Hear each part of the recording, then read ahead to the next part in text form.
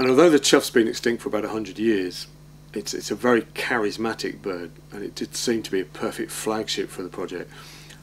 We're not aiming to go back to some primitive thousands of year old Jersey, but actually a very recent low intensity farmland, and to try to go mix that by going back a little bit further, perhaps to some of the sheep grazing as well, to keep areas open so we have a mixture of fields with grain producing crops that aren't sort of ploughed up early in the year but are left fallow over the winter, so there's plenty of seeds for the finches and buntings. And the choughs have got their bit back in the sort of grazed areas, and the maritime grassland of the cliff edges is not overrun with bracken. And try and do that, and if we can achieve that and re-establish some of these birds like the yellowhammer, and make sure that birds like the linnets and meadow pipits don't die out in Jersey. So in 2010 we brought over birds from Paradise Park in Cornwall. Paradise Park have been breeding choughs now for over 30 years, and use those to try and start a breeding programme over at Durrell, which should be relatively simple. But as we're learning from Paradise Park, they're actually quite difficult to breed from. Season they did actually nest build one of the pairs, and they produced a clutch, and then we had I think 2 or 3 chicks, but they didn't survive, unfortunately, past I think about day 7 was the oldest. Again, we've had clutches each year, and we've had chicks hatch, but unfortunately they just haven't made it to the fledgling stage. So from that point of view, for a release project, we've had to ask Paradise Park to see if they've got any more birds that we can release, so we can get the project rolling, and they've been very kind. Every bird that we want to release for this trial release, we want to be able to follow their movements as much as possible, so we have radio transmitters attached to them. We had the ability to do that at the vet department here at Durrell, so they came straight from the airport to the vet department under quarantine, so you have to suit and boot, and then we could do that on the table in the warmth and attach them. If there's any problems, then you know the vet's there, and they are small, relatively simple things. They look simple, that just attach to the central tail feathers, and it's a case of gluing and tying knots in them. But of course with a live animal it's a lot of struggling to keep that animal still and then getting the feathers right, and it's also a nerve-wracking process for the person attaching it, because you want to make sure you've got it right, and it's slightly fiddly. So it takes about, I think 40 minutes was the quickest time we did it in, but 40-50 minutes per bird to do that. But yes, they were attached, and that's great. But with the fact that we had them in for several months before we released them, it meant we encroached into their molting season. Choughs in the wild, they will molt from May until sort of starting May or starting July, for that period. What we've seen in captivity is that most of ours didn't really molt until July, so it somewhat of a shock for us when they started to molt their tail feathers in May, but you know, looking at the natural world, then it's not too surprising. But it meant that they were dropping their tail feathers, therefore dropping the radio transmitter, and we had to wait for their new tail feathers to come through. I think it's an average of about 160 days to complete their molt. So it was August, the end of August, when we were finally ready to reattach the transmitters. We should have realised then just how our plans at the start had been very naive. We just thought this is going to be pretty straightforward. We knew that when we released the birds there'd be a lot of stress for us, seeing these birds adapt to a new environment. Didn't realise quite how everything else would change before we even got there. By the time it came to the release, we had 7 birds to release, all varying sexes, so it was 2 males, 4 females, and then we had 2 age groups, hatched in 2011, hatched in 2012.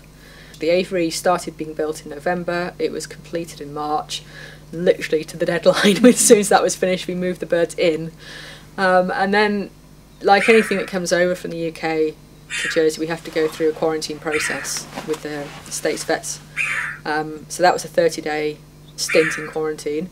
But the beauty of being out on the cliffs at Sorrel rather than the quarantine here at Durrell is that they're out in the environment, so they've got the wind, the rain, which sounds awful, but it means they're getting used to the weather. They're also seeing what's around. They're getting used to the dog walkers going past, the sheep in the field, the other birds that are out there.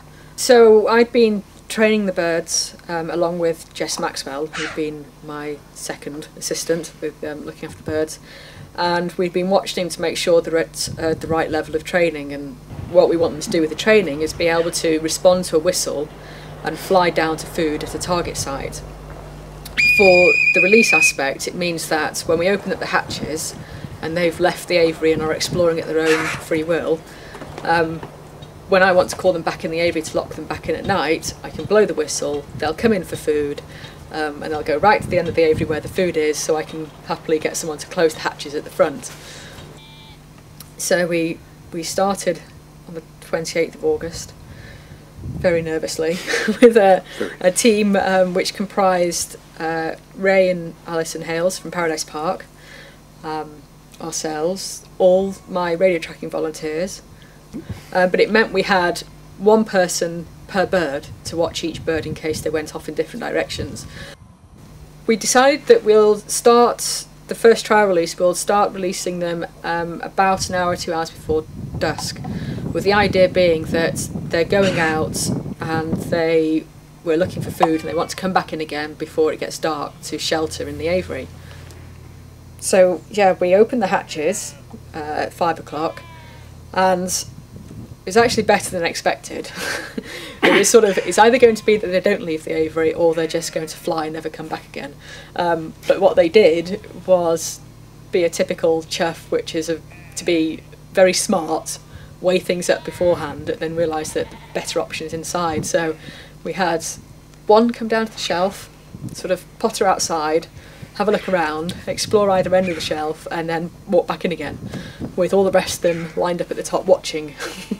So that meant we were slightly more confident for the next release, the second night, and a similar thing happened. We opened up the hatches and they sort of meandered out, had a look, a few of them flew around, and then when it came to calling them back in, they all responded to the whistle, but it was quite interesting that there were 3 birds that were outside, and what they do is they all fly to the targets at the other end of the aviary. But of course, being outside, they're flying above the netting. And so when they want to get to the food, they're sort of stood on the netting, very frustrated, going, I don't know how to get back in. And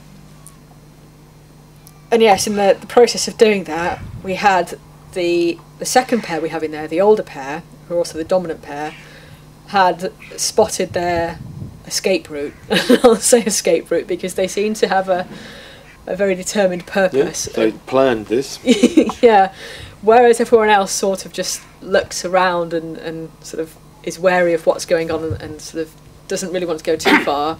This pair looked around, fed, shot straight up in the air and straight off east towards Sorrel Point, at which point our worst nightmare happened, I think, about 30 seconds after they started to head east, when a female peregrine falcon attacked them in the air, possibly a juvenile luckily, but made repeated attacks on them, and the choughs fought her off.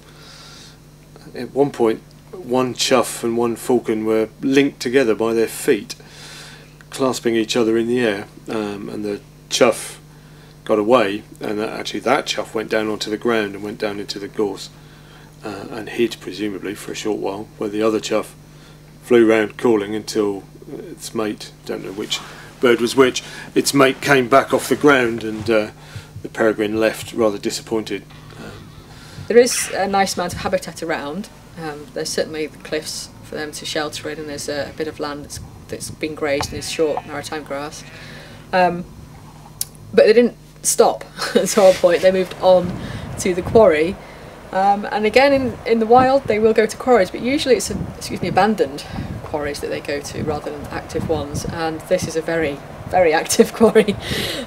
It was the evening time, so everyone had gone home from work, so it was quieter, so they had their opportunity to just spend 2 hours sort of flying around the bottom of the quarry, searching the headland, and by about 9 o'clock they decided that they were going to roost in one of their buildings. And they spent 3 or 4 days in the quarry. They didn't really go too far out of it, and then we were able to step in because they started to get into a pattern after a day of where they were going to be flying to, and we could get supplementary feed into them. So that means that we could use the training that we'd been doing in the aviary of blowing a whistle and having a target board out somewhere mobile once they could see that, oh, I remember that from the aviary, that's where food is.